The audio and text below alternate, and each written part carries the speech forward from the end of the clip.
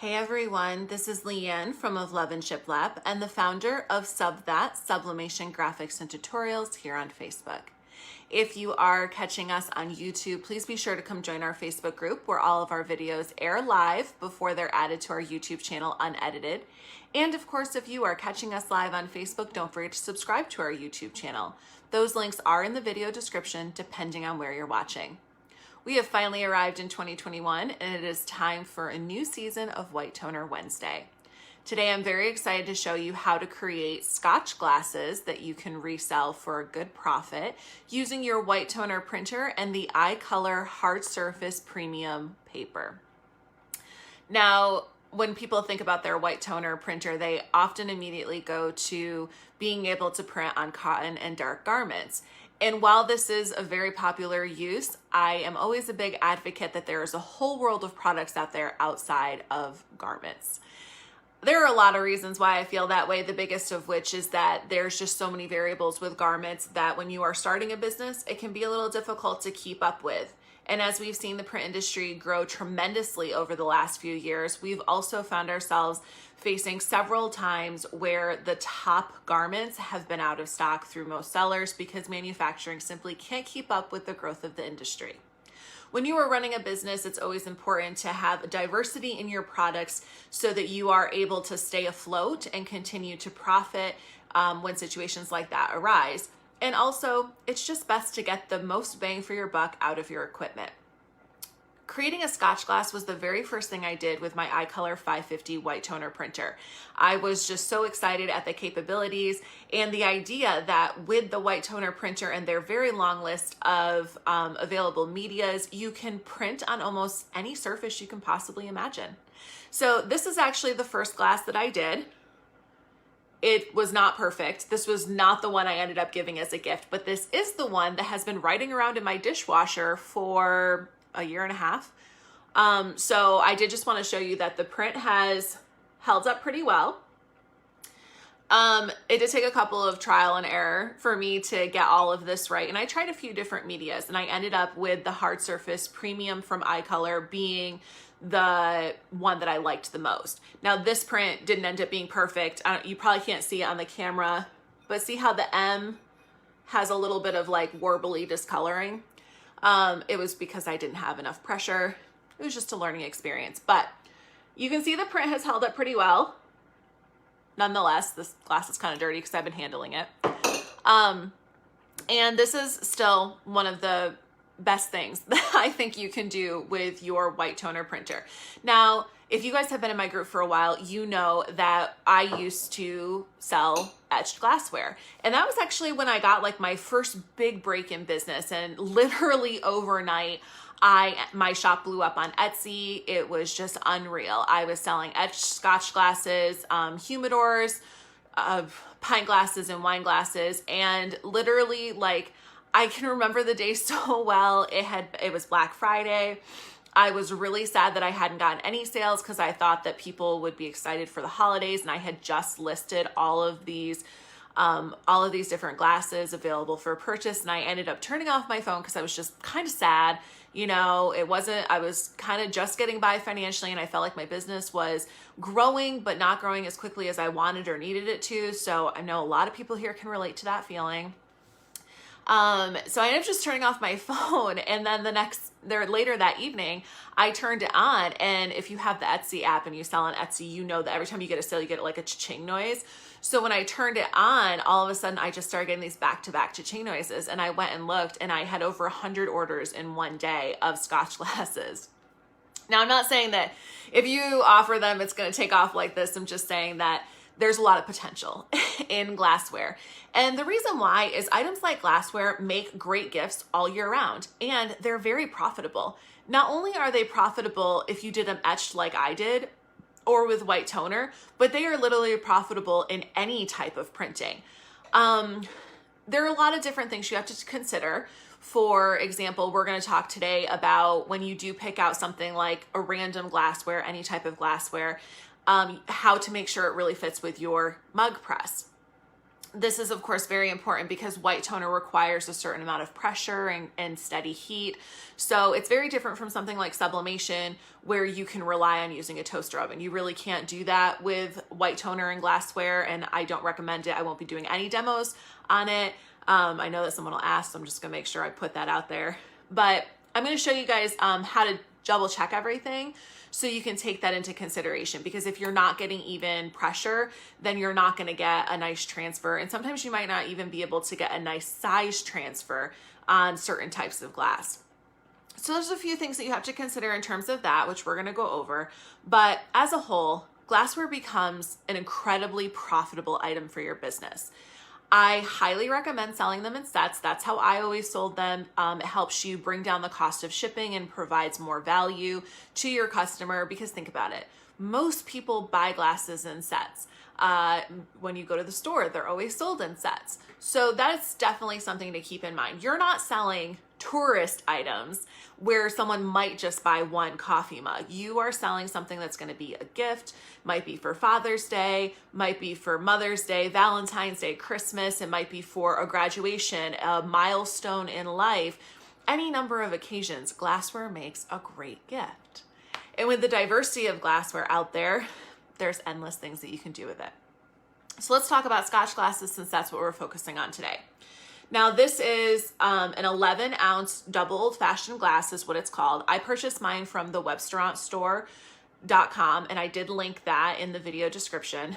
There are, I don't know, half dozen different types, different brands that you can choose from. So that's one of the reasons I like shopping there, because even though my preferred one is to buy the Arc Cardinal brand, there are still many more to choose from. So if one is out of stock, you have the ability to get another one for pretty much the same price. You're going to be spending somewhere between $1.25 and $1.50 per glass, depending on which case size you get, which company is making it, but they're pretty much all the same. And that of course is what's most important, because when you're putting out products to your customer, you do want to make sure that everything you have is the same. These are roughly 4 inches in height. They've got a nice baseline. And one of the reasons why I picked this glass and why I used this glass and why I would sell this glass was because of the weighted bottom. Now, for those of you who don't drink Scotch, bourbon, and whiskey, there is something about a glass that has a nice weighted bottom when you are drinking any of those that just makes it perfect. I can't really explain it. I can just tell you that as a Scotch, whiskey, bourbon drinker, it's just one of those things. And when I originally had picked out these glasses, that was something that my partner at the time and I, that was what we were really considering, is like, what was the most popular style that was going to be something that people really enjoyed. And then as an added bonus, you can get a pretty nice size design on these, and you could even do them double-sided if you want. So the iColor hard surface premium media is incredibly affordable. It's sold in packs of 100 for 69 cents a sheet. So for $69, you can fit somewhere between 6 and 10 of a design that you would put on a glass on one sheet. So that makes your cost of producing a glass pretty low. You're going to be looking at something like $1.75 max when you factor in all of your various costs, including the toner, to make one of these glasses. If you sell a set of 2, you can easily sell them for $25-30, and then you can ship them in a medium flat rate box. So you'll pay about $12 for that as of this year. You'll pay about $12 for that if you do that, but by weight, it might actually be a little cheaper. So what I used to do, and what I always recommend, if you haven't seen my video on how to navigate free and discounted shipping, I linked that as well. Definitely go check it out because it's really important. The best way to get your customers interested in something like this is to sell it in a set, price it accordingly. So you could price this for $30 for a set of 2 or $25 for a set of 2, and you could offer $5 shipping. Your customer thinks that they're getting a good deal with your $5 shipping. As you guys, if you've ordered canvas from my website, you know that I offer $3 shipping, same concept. So you have that option to appeal to them that way. And then you take the shipping cost, the excess of the shipping, out of your profit margin. When it's only costing you less than $4, we'll say $4 with we'll say $5 with your packing supplies and whatnot. So $5 to produce 2 glasses. And if you're charging $30 and $5 of that ends up having to go towards your shipping costs, you are still making $20 for 2 glasses that are going to take you less than 5 minutes start to finish of actual effort for you to do. There's a baking stage with these that's about 20 minutes, but you would not factor in the time that you're standing around doing nothing, because you would be doing other things that are more productive and profitable for your business. Okay. Anyways, so I want to go ahead and get started on this.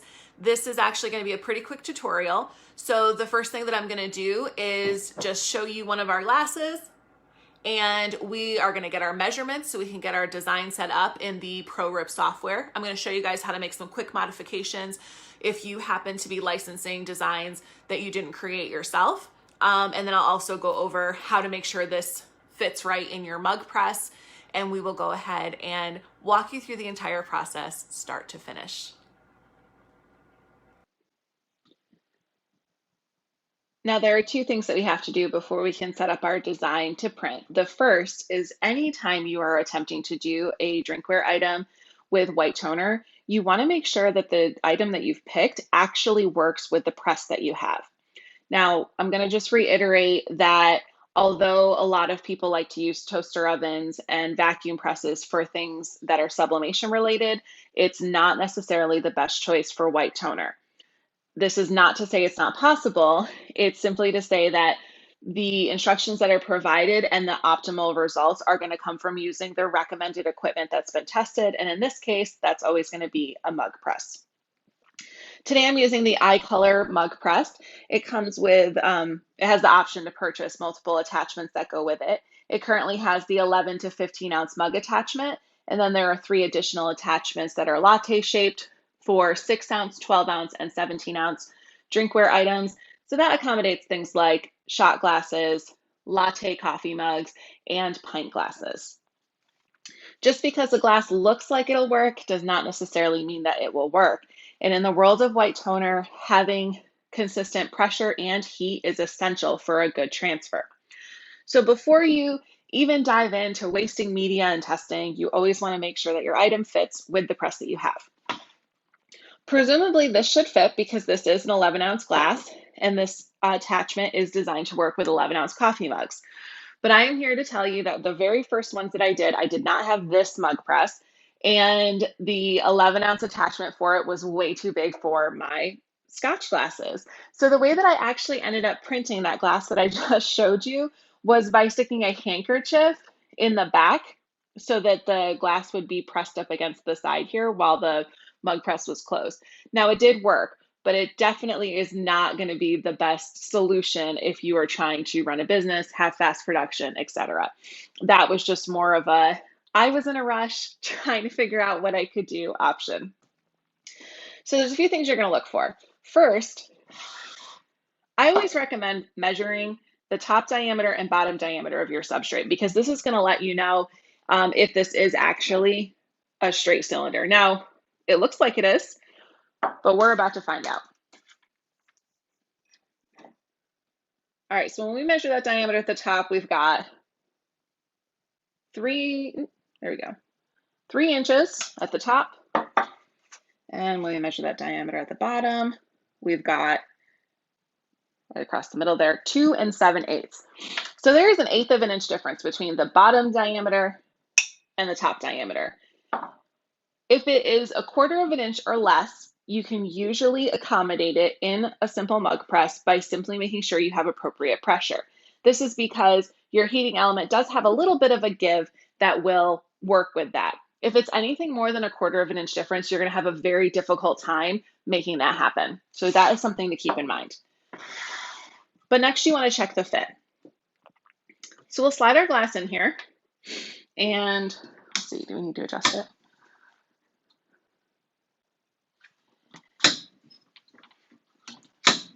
The hard surface premium paper recommends a pressure of 8 if you are using a digital flat press. Because we're using this, we're going to gauge it on how much resistance we get. Now, 8 is pretty high pressure, and that might be fine for some substrates, But something like glass, you want to try and use a little bit less pressure if you're doing it in a mug press because it is more susceptible to break. Okay, so we've got a good pressure. You'll notice that it's just about medium, but not quite on the firm side.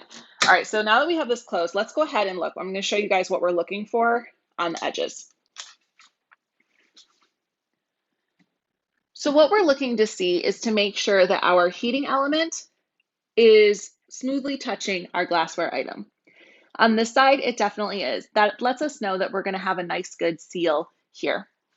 And we'll go on the other side. And we're looking for the same thing. Now, as I mentioned, because it's only 1/8 of an inch difference, we are going to get a snug fit.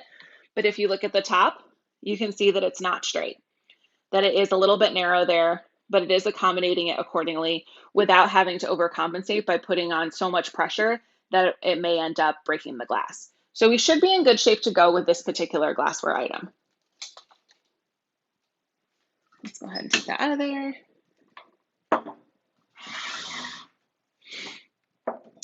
Now the next thing we need to do is decide how big our design should be. The way that I figure that out on these glasses is by measuring from above the baseline to the top. Now, believe it or not, the baseline is not the same on all of them, but it's relatively close. So that's a nice little perk. So it looks like we got 3 inches. And then our total circumference should be, if it was 3 inches across, it should be about 10 inches. But we'll measure it just to be sure. You can, of course, use that fun math formula as well to determine the circumference from the diameter. Okay, yep, it is 10 inches. So an ideal design, I'm really thinking 3 inches is going to be the max. People always ask what size they should make a design. And honestly, a lot of it is visual and what kind of seems like it's going to look the most professional when it's done. So if we're looking between my fingernails here, something that was 4 inches like that would be way too big for a one-sided design.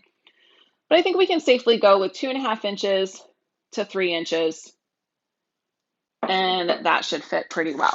So we're going to be looking at, we want to give a little bit of space at the top and the bottom of our design. So I think we're going to be looking at around 2.5 inches tall and roughly 3 inches wide.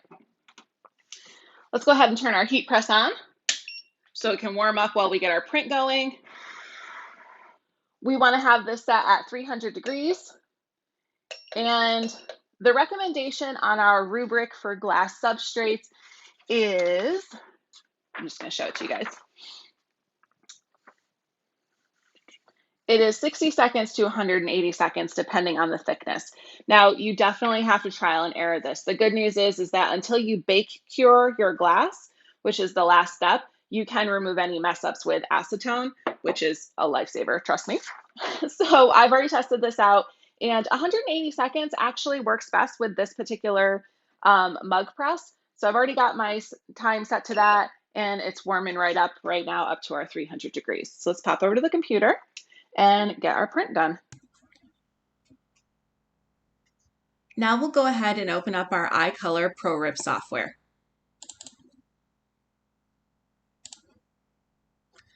The first thing that you want to do is check to make sure you are in the correct queue for the media type which you are using. This is stated on the instructions that come with your media. If you ever lose your instructions, don't worry, you can download them at iColorprint.com underneath the support files section. For the hard surface premium media, we need to be in the overprint queue. You always want to double check to make sure that your cartridges in your toner printer line up with the picture that is shown in the bottom right corner. The next step is going to be to select the media type which you are using from the drop-down menu. Now the drop-down menu has a series of paper types listed, and each one comes with presets that will automatically be applied to give you the best output for your print. This takes a lot of the guesswork out of white toner printing, and it's one of the things that I really enjoy about the ProRib software and the iColor white toner printers. Now, if you're using a different RIP software or a different white toner printer, don't worry. The instructions that are provided with the media do have variations and detailed instructions for those variables. We're going to go ahead and select our Uninet Hard Surface Premium, and they have an option here for settings for increased vibrancy for clear and dark substrates. So that is the one that we are going to select today. Next, we're ready to import our graphic. We'll hit this green plus sign in the top corner and select our file. Now it's importing much larger than what we need, so we'll go ahead down here to our measurements and we'll adjust it accordingly. I'm going to adjust the height to 2.25. Obviously, this is a lot smaller than our page size, and we definitely don't want to waste media. Now you can easily copy this all the way across underneath this Copies tab. Before we do that, we're going to just select our Color Adjust tab and make any adjustments that we might need to. It's always good to double check the settings in here to make sure they're where you would like. Now we don't want to do any excessive white coverage underneath our design because this design does have a lot of black, and doing too much white is going to end up washing it out. So 200 to 225% is more than enough. On this particular design, I do like to bump up the saturation just a little bit because it is designed to be a darker design. Next, we'll click on our copies. You'll see that you've got a series of settings here that you can adjust. We'll start by moving our horizontal position and our vertical position from the page. This is because we know that we're going to have print margins, and the printer is going to end up cutting off these designs if they're this far up in the corner. You can do 1/4 of an inch or 1/2 an inch and adjust it around. The next row gives us the option to duplicate the number of rows or columns. Now we already have 2 columns and it looks like that's all that'll fit. So we'll go down 4. All right, looks like 4 will fit on our letter size page.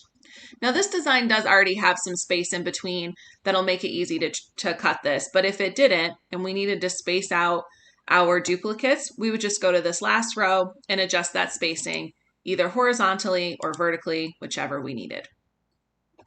The last thing I always like to do is center everything on the center of our page, just because this alleviates any chances that you might end up with some of it cut off or making it difficult to trim your page after it's printed.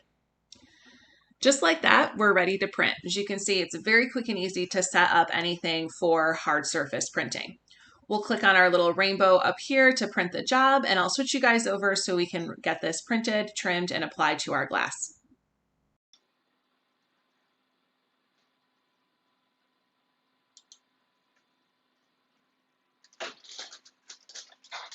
And we'll go ahead and slide in our media face down into the appropriate tray. And this will take just a second here to print.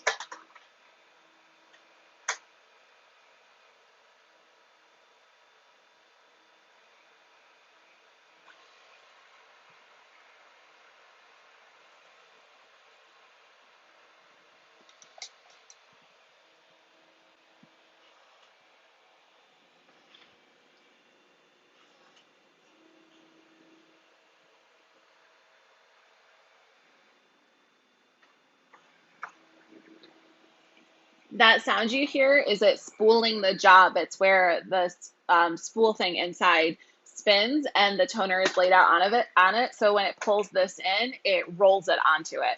It's actually pretty cool. You guys just can't see it in action. And there's our sheet at the top. And there's our transfers.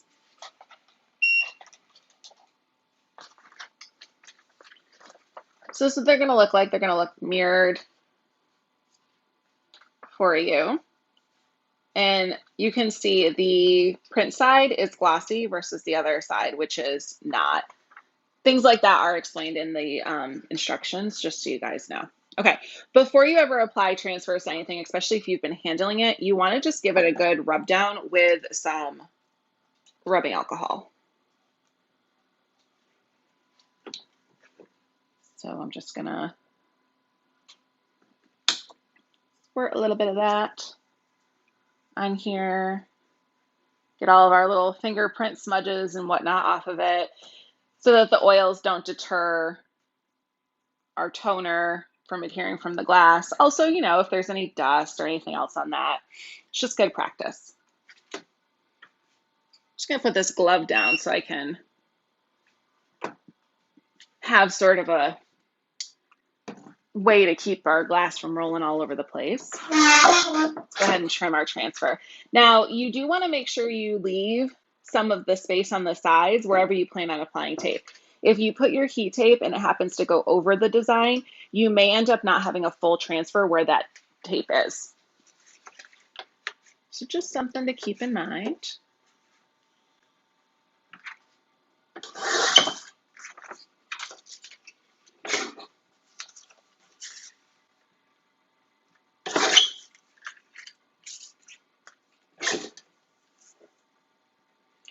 Now, I prefer to tape on the side and trim off as much as the bottom and top as possible, because to me that makes it a little bit easier to get everything lined up.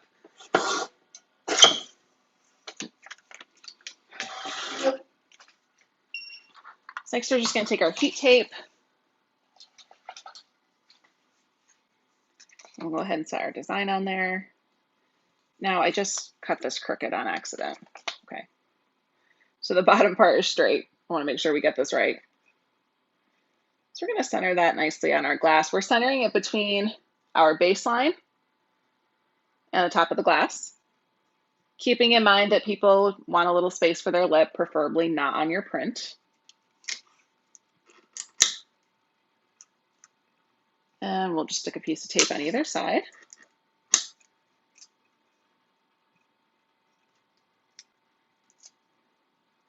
Now, the nice part about glasses is you can always double check by just looking through it.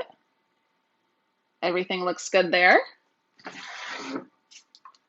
So we'll get this out of our way, pull our mug press back, and we're going to slide this on in. Now we're doing this at 300 degrees for 180 seconds, as I already mentioned. That beeping noise that you hear is the mug press letting us know that it is on. That's a safety feature, although some people find it very annoying. When you are putting your glass in, you definitely want to make sure it's in the middle of your heating element, not towards the ends. The pressure that it can get from the metal band on the edges can actually cause breakage. So just something to keep in mind as well. So go ahead and get this started. There we go.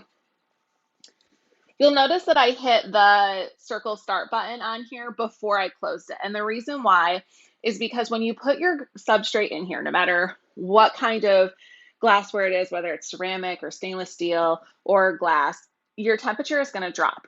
On this particular mug press, the timer will not stop until the temperature is what you've set it at. So I always hit that button first and then stick it in. The drop is a normal part of the process, and the timer should still be counting down during that. So that's just a feature of this particular mug press that you have to work around. And quite honestly, the workaround is just that. You push the button, the timer will start, and then you close it so that it's not immediately registering that the heat has dropped. Now this is going to take us, well, we got about 2 minutes left. And as I mentioned, all the things that we looked for, we made sure that it's in the center of our heating element, it fits good, we've got good pressure. And we are well on our way to getting some great Scotch glass gifts. Now, I did mention before that these are a pretty easy item to sell, and that is no exaggeration. I absolutely love giving these as gifts. And when I used to sell Scotch glasses, I couldn't even believe on how popular they were. They're great for so many occasions. If you're selling at vendor fairs, especially during the holidays, then you may want to consider selling them as singles, and you can always put them in nice little gift boxes or mug boxes with windows and sell them for anywhere between $10 and $15. Usually if you're at a vendor fair, people expect to pay a little bit more. So that's something to keep in mind. And of course, if you're selling them online, like I recommended, you definitely want to sell them in sets. It just makes it easier to move and helps offset both the cost of shipping and the time that you're investing. We got about 60 seconds left. So before this times down, although we'll have some minutes, so we have to let it cool, I just want to let you know that you can cut your transfers and you can just save them for the future. So try not to ever waste media. That's one of my big rules. Even if you were printing garments, if you can print off a few extra of something and just save them so you have them for the future, that's well worth it so that you don't end up wasting your media. Media is expensive. So definitely something to keep in mind. A really easy way to keep something like this is to get one of those index card file boxes and just paper clip them together and put them in alphabetical order or something like that. All right, so we've got just about, 10, 12 seconds left. I'm pretty excited.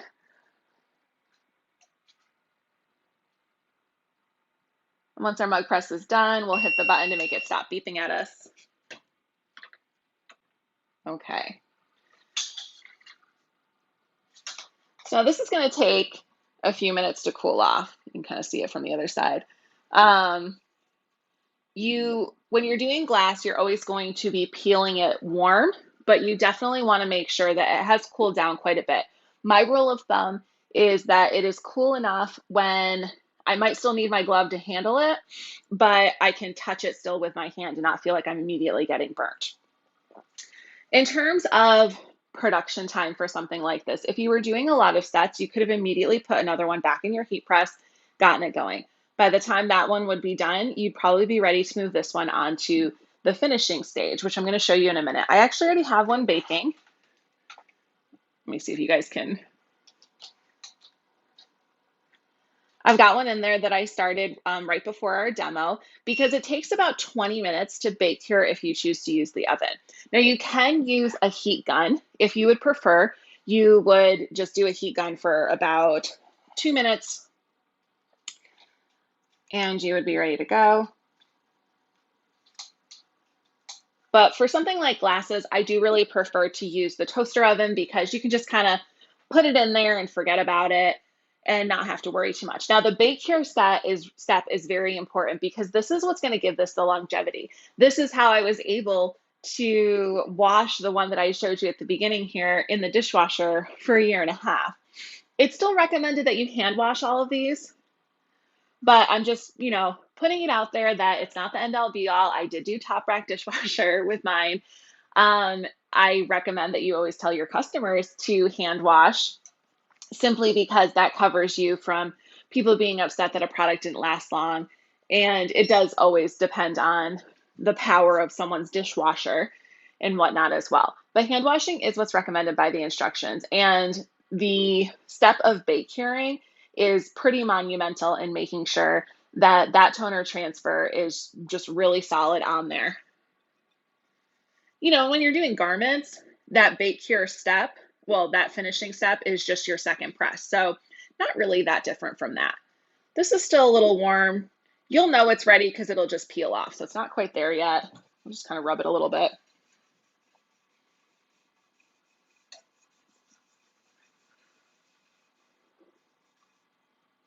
So as I mentioned at the beginning, these Scotch glasses I'm using today are 11-ounce double old-fashioned glasses. They are purchased from the web store. That's where I generally get them. Once in a while, you can find them in the wild. I did actually find some at a pottery store that was here and closed, but they have since gone out of business.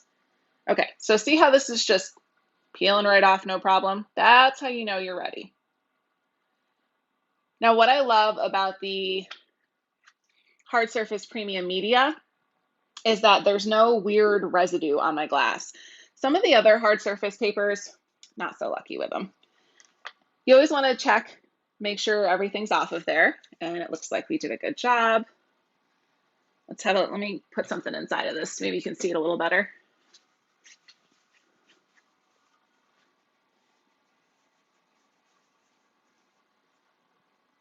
All right, so there's our print before it bake cures. It's a little bit darker in person, just lighting in here, but we've got a nice, pretty finish. This is still pretty warm.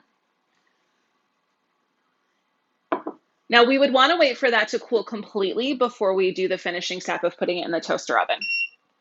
The finishing step, if you choose to bake, is going to be 360 degrees for 20 minutes. Once again, this is right on the instruction sheet, so you don't have to guess. There's no trial and error here. Just follow those steps, and I promise you will not be failed. So I already have one finished up here that I put in, like I said, just before our demo, because I don't got 20 minutes worth of random things to tell you. Oops. Be careful not to touch the toner. Put our other one in there. I'm just going to lower you guys a little bit so you can see better. Okay, so I just put the one that we just finished in there. This is just a Black & Decker toaster oven. I used to use it for food. Then I bought a new one and cleaned this one to use it for demos. So we have it set on 360 and it's going to bake in there for about 20 minutes. When you pull it out, as I mentioned, you do want to be careful not to touch the toner because it will be a little sticky until it cools. This glass is very hot, so I'm going to just push you guys down a little bit, try and get a good view on here.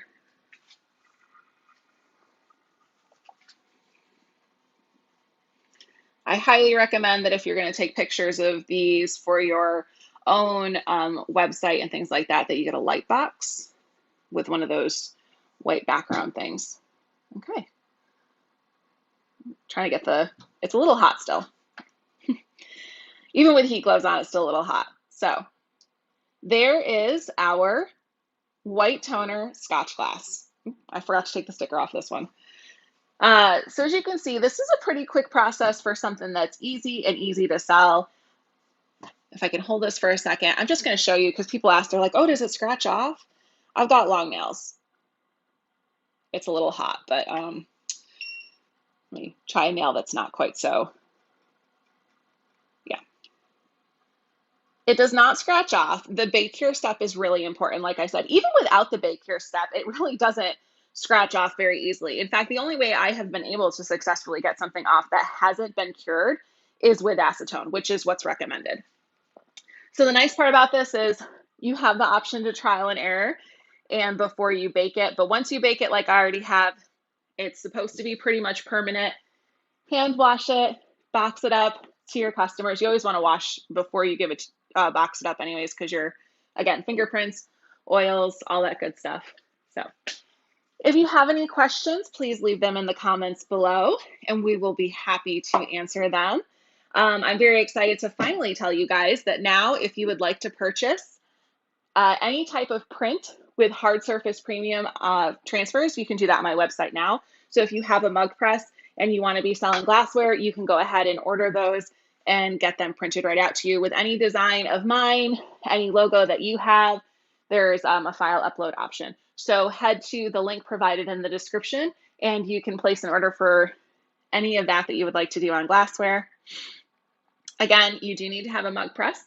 So just keep that in mind. As always, thank you so much for joining us and we hope you have a great rest of your day.